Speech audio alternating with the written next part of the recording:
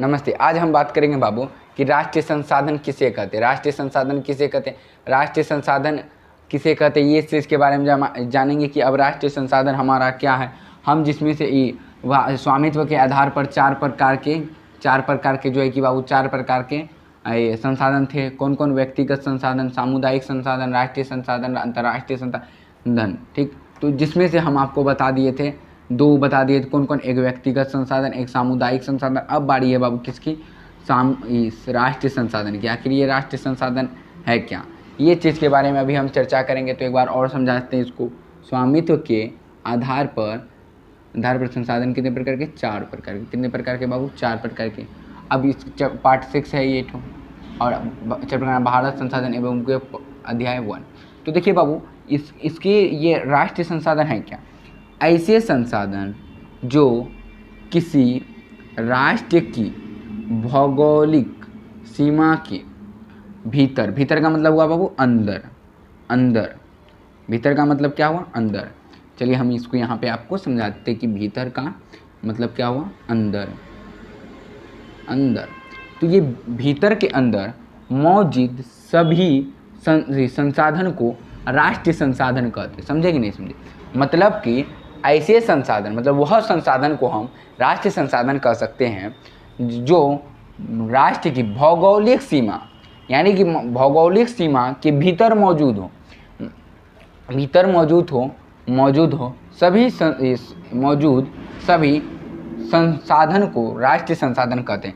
जैसे एग्जाम्पल, उदाहरण रेल, गाड़ी, सड़क।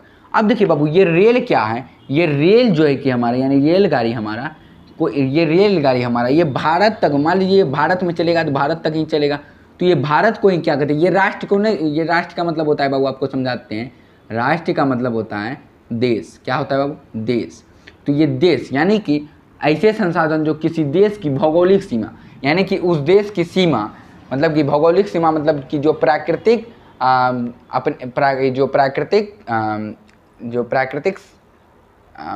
अपने भौगोलिक मतलब हुआ कि ये अपनी जो है कि सीमा को अपने अंदर करने के भीतर का मतलब हो जाता है आपका अंदर। मौजूद का मतलब हो जाता है कि स्थित। मौजूद का मतलब हो जाता है बाबू आपका स्थित। क्या हो जाता है बाबू? स्थित। तो अब इसको पढ़ते हैं। ऐसे संसाधन जो किसी देश की भौगोलिक सीमा के अंदर स्थित सभी संसाधन। अब मान लीजिए यहाँ पर जितना भी संसाधन है, ठीक, तो ये इंडिया है, यानी कि हमारा भारत देश। तो ये भारत देश में क्या है बाबू? ये भारत देश में जो रेलगाड़ी, सड़क, तो ये रेलगाड़ी, ये सड़क जो है कि ये सड़क इंडिया मान लीजिए ये सड़क जो है कि यहाँ से यहाँ तक इंडिया है, तो ये इंडिया तक ही फैला रहेगा। और ये रेलगाड़ी भी क्या करेगा? यहीं तक चलेगा। और ये क्या नाम है हमारा? ये गाड़ी वाहन जो है कि हमारे यहीं तक चलेगा। तो इसी को कहते हैं हम क्या? अंतर्राष्ट्रीय तो दूसरा हो गया, राष्ट्रीय संसाधन। अगले वीडियो में हम बात करेंगे बाबू, अगले वीडियो में, कि अंतर्राष्ट्रीय संसाधन क्या है।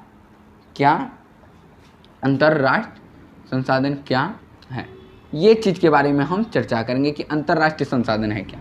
अब देखिए, ऐसे संसाधन जो किसी राष्ट्र की, मतलब कि वह संसाधन, मतलब यहाँ पर जितने भी संसाधन वह संसाधन जो है कि वह संसाधन भौगोलिक सीमा अगर इंडिया का है तो वो इंडिया तक ही सीमित रहेगा, तो उसे राष्ट्रीय संसाधन कहते हैं।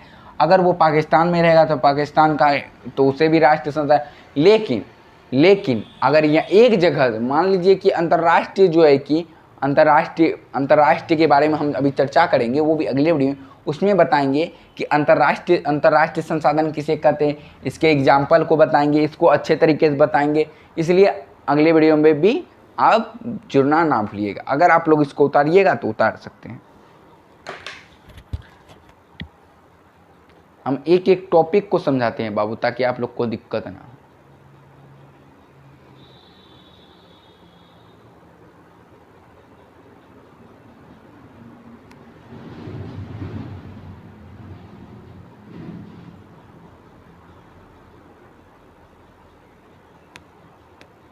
उतार लिए बाबू?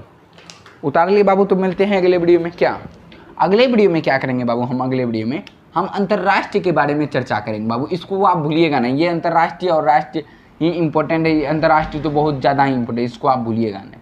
तो मिलते हैं अगले वीडियो में बाबू, तब तक के लिए लेते हैं विदा, धन्यवाद।